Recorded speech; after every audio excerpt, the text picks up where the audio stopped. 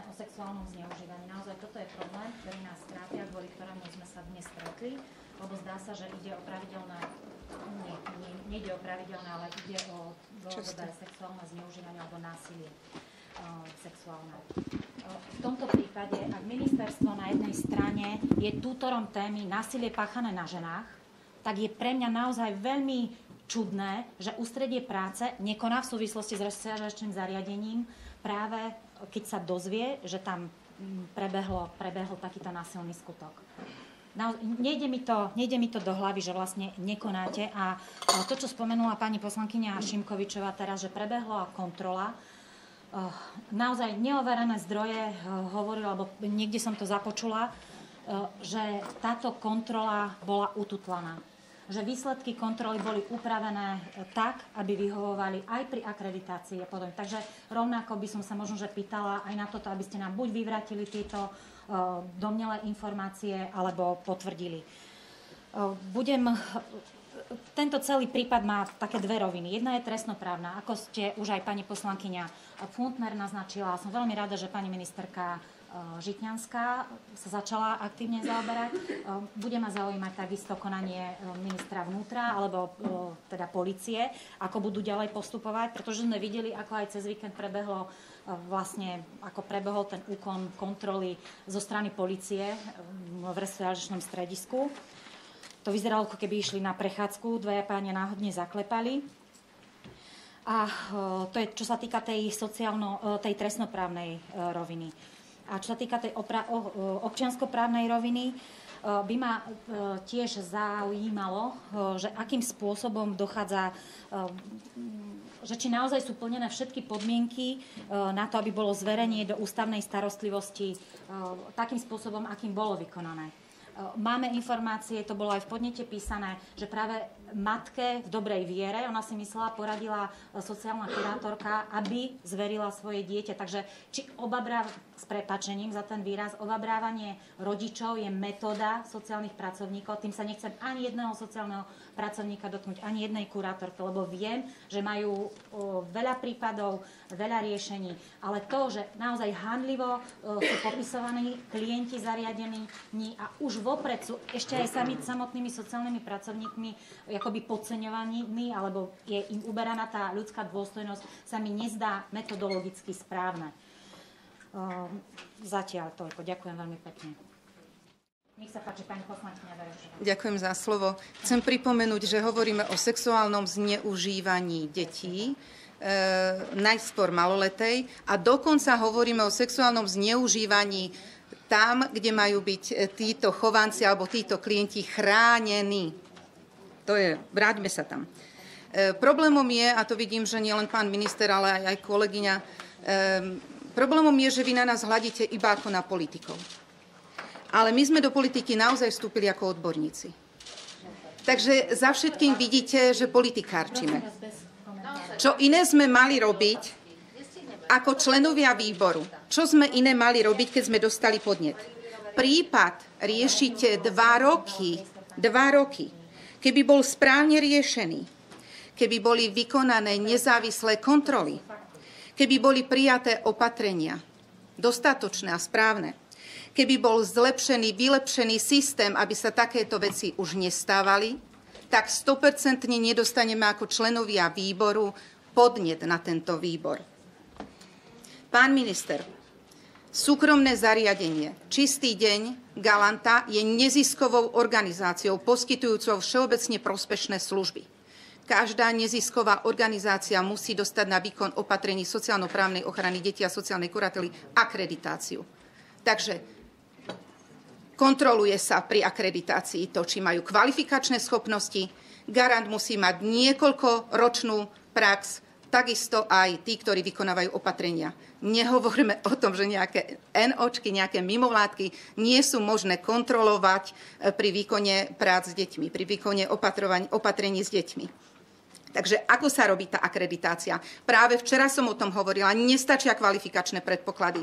Nestačí niekoľko dlhoročná prax. Je potreba, aby s deťmi pracovali tí, ktorí na to majú aj osobnostné predpoklady. A sme tu teraz preto, aby sme naozaj zabránili niečomu takému, ako sa stalo v resocializačnom centre v Galante. Sexuálnemu zneužitiu zamestnancom, pracovníkom zariadenia maloletej dievčiny. Ďakujem pekne. Veľmi pekne. V prvom rade by som povedala zásadnú vec.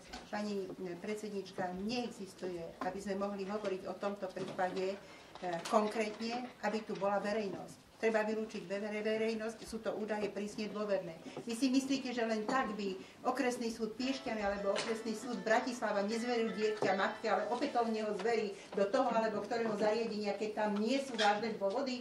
Asi nie. Pani Blahová, ja si vyprosím to, aby ste sa dovolávali toho, vy by ste mali rešpektovať v prvom rade medzinárodný dohovor o právach dieťaťa a ja vám aj ocitujem článok 16, nejaké dieťa nesmie byť vystavené hovorím o deťoch, svojvoľnému nezákonnému zasahovaniu do vlastného súkromia, rodiny, domova alebo korešpondencie, ani nezákonným útokom na svoju česť a povesť. Vy si uvedomujete, že aj toto dievča raz bude matkou? Skúste sa na to pozerať aj takto. Ja mám v prvom rade na zreteli záujem dieťaťa a postaranie sa o dieťa. A ak by som mohla citovať, tak hneď vám môžem povedať, aké relevantné údaje zo uznesenia súdu, jedného zo súdov, aké relevantné údaje môžu byť od matky. Prepáčte. To je z mojej strany všetko. Ďakujem pekne. Deťom v Chorvátsku nič, nedostal sa odpovede? Pán Gálko, ja som sa obrátila obratom aj na základe nášho rozhodnutia a nášho konania. Nevycestovala malá do Chorvátska, musela povedať. Za ľud, prosím vás, pani poslanci, pani komisárka. Keď sme zainteresovali do problému najvyššie úrady, ktoré môžu konať a môžu konať exofón. Dobre, pán poslanec, prosím vás. Deťom nejdejú žiadne nepravdy. Pán poslanec, ďakujeme pekne. A vy určite, že sa dejú? Prosím o kľud v rokovacej sále. Môžem vás poprosiť o kľud, pani poslanci? Hej, teraz si zoberiem slovo ja. Vypočuli sme si námietky a vysvetlenie kolegov poslancov, pána ministra, pána generálneho riaditeľa, pani komisárky. Evidentne tento výbor neskončíme tým, že príjmeme nejaké uznesenie. Prosím vás, máte uznesenie a prosím vás, aby ste sa k tomu v ďalších dňoch vyjadrili, upravili, tak, aby sme naozaj možno k niečomu zásadnejšiemu aj prišli. Môj návrh bude, aby sme prerušili rokovanie o tomto bode a dohodneme sa vzájomne počas pléna, akým spôsobom budeme pokračovať ďalej. Či urobíme neverejné zasadanie, na ktorom budeme hovoriť o konkrétnom prípade, ale nedá mi. Áno, neverejné rokovanie o konkrétnom prípade. Ale pozor, my to prosím vás nezabalujme do toho, že riešime jeden prípad. My sa snažíme tu povedať, že ide o systémový problém. Minule sme tu riešili malého Marka. Vieme, že toto podanie bolo už v roku 2014. Takže je tu niečo, čo nie je naozaj zdravé v tomto systéme. Obávame sa, že podobné praktiky môžu existovať v ďalších resocializačných, možno aj v reedukačných, to je pod už inou pôsobnosťou. Je mi to jasné, alebo v viacerých ústavných zariadeniach. Hovoríme o sexuálnom násilí, sexuálnom zneužívaní, čo naozaj nemôže byť nehané len tak. Tak ako som povedala, že vzhľadom k tomu, že aj ministerstvo je garantom tejto témy. Takže preto vás prosím, aby sme oddeľovali to, že keď sa bavíme o jednom prípade alebo o nastavení celého systému alebo o zlyhaniach celého systému. O tom to je. Prosím vás, neberte to osobne. Môžem jednu opravu. Toto podanie bolo podané 5.9. tohto roku. Pozor, to je diametrálne odlišné. Pán minister. Toto podanie bolo 5.9. Ale nesmiete hovoriť, že ste nevedeli o probléme, ktorý existuje. To ministerstvo ten rieši, súd rozhodol, o dieťa je postarané. O jedno dieťa, tu vznikla ďalšie podozrenie, že ako je nakladané s deťmi, keď sú na výjazde v Chorvátsku. Vieme, že v ako je nakladané s deťmi? Prepáčte, bolo v podaní, že boli niekde na chate a opatrovateľ alebo ošetrovatelia.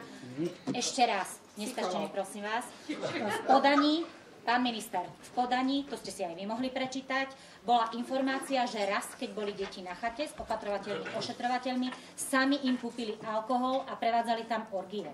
Hej, o tom to hovorím. Ako máte záruku, že toto sa nedieje v Chorvátsku? O tom hovoril aj pán poslanec Galko. Že naozaj netvárme sa, že riešime jeden prípad, riešime celé resocializačné zariadenie a je iba otázka, že či niečo podobné sa nemôže diať na v iných zariadeniach.